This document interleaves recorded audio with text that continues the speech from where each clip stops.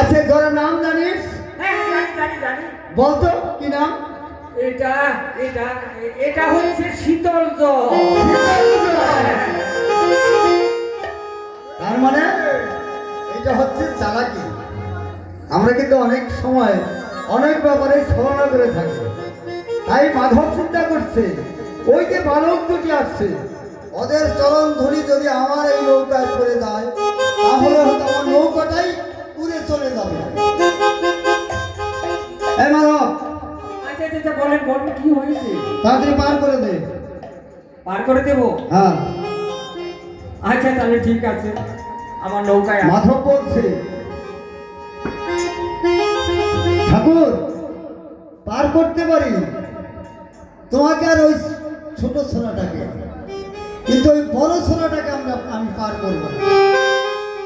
বিশ্বামিত্র বলছি কেন? যে ওর চরণে দোষ আছে। ওই বড় বড় বালকটি আছে ওর চরণে দোষ আছে। তাই ও যদি আমার এই নৌকায় ওঠে তাহলে হয়তো আমার নৌকাটাই মানবী হয়ে স্বর্গ উড়ে চলে যাবে। যদি আমার নৌকা মানবী হয়ে চলে যায় তাহলে আমি তার নৌকা বাইতে পারবো না। আর নৌকা যদি না বাইতে পারি পয়সাও রোজগার হবে না। আর পয়সা যদি রোজগার না হয় আমি যে না খেয়ে মরবো। তাই বলছে আমি পার করতে পারবো না। মাধব বলছে আরে আমি তো পার করবো, আমি তো পারবো না করতেছি না। তবে একটি কথা কি? আচ্ছা মাধব, হ্যাঁ হ্যাঁ বলেন। আমাকে পার করো। আমি ওই আমার যে চরণ আছে হ্যাঁ আমার চরণ তোমার নৌকায় উঠাবো না। আমার চরণ দুটি আমি বাইরে রেখে বসবো, তাহলে তো তুমি পার করবে। তাহলে আমি পার করতে পারবো। তাই মাধব বলছেন পার করবো। ঠিক আছে মাধব, হ্যাঁ আমি আমার চরণ দুটি বাইরে রেখে আমি বসছি। তুমি নৌকায় বসো, নৌকায় বসো, হ্যাঁ, বসো, বসো, বসো। নৌকায় তুমি হাল ধরো, তারপরে তুমি নৌকা বৈঠা মারো। হ্যাঁ ঠিক আছে। এদিকে মাধব চিন্তা করছে ওই চরণ যদি নৌকার বাইরে রাখে, চরণের নিচে আছে দূষিত ধুলি। ওই ধুলি যদি গঙ্গায় পড়ে তাহলে তো গঙ্গাই মানবী হয়ে চলে যাবে। আর এই গঙ্গা যদি মানবী হয়ে চলে যায় তাহলে তো আমার এই নৌকা চলবে না, সমুদায় তো নৌকা চলে না, তাহলে নৌকাও চলবে না, পয়সাও রোজগার হবে না। আমার তো বউ আছে, বউ না খেয়ে মরবে, আমি না খেয়ে মরবো। তাই বলছে, তাই তিনি কি করছেন? খুব চালাক মাধব। তাই একটি পাত্র নিয়ে প্রভু রামচন্দ্রের চরণ ধৌত করছে। ধৌত করে পাত্রখানা হাতে নিয়ে ভাবছে এতে আছে দূষিত ধুলি গঙ্গা। যদি এই জল আমি এখন কোথায় ফেলাবো? আমি যেখানেই ফেলাবো সেখানেই তো মানবী হয়ে চলে যাবে। তাই তিনি কি করলেন? ধপ ধপ করে সেই চরণ ধৌত জল উদর এই দৃশ্য দেখি মহামণি বিশ্বামিত্র বলছে, মাধব তুই বহুত ভাগ্যবান।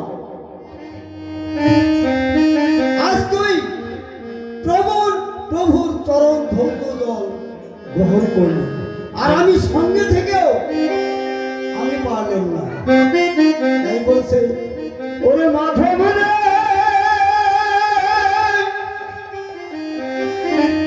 ও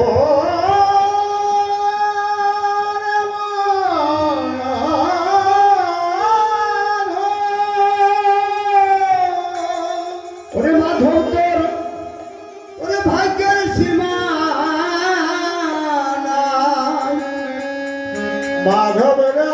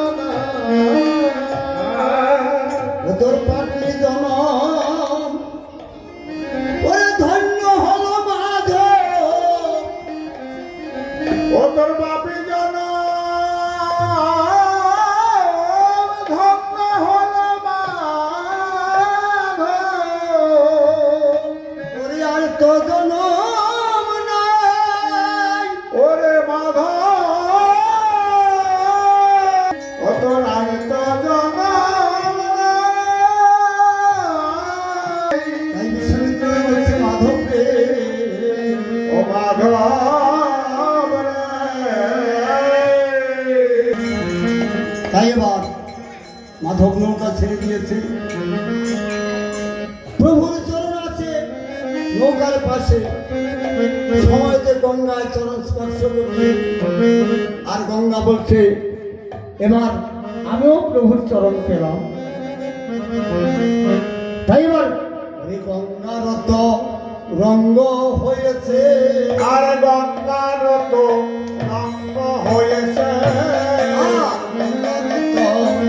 রঙ্গ হয়েছে, আর গঙ্গার তো রঙ্গ হয়েছে, রামের চরণ পেয়ে গঙ্গা গঙ্গার রঙ্গ হয়েছে। রামের চরণ পেয়ে গঙ্গা, গঙ্গার তো রঙ্গ হয়েছে।